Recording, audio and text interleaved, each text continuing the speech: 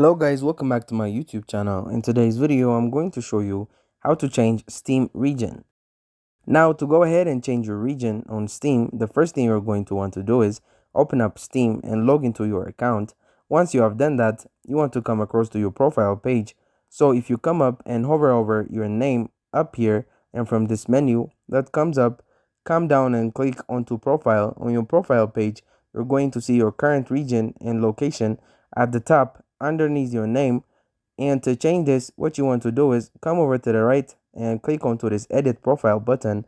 Now, what that's going to do is take you to a screen like this where you can go ahead and change your regional location. All you need to do is click onto the general tab, which is on this menu on the left hand side, and then just scroll down slightly until you see the location section.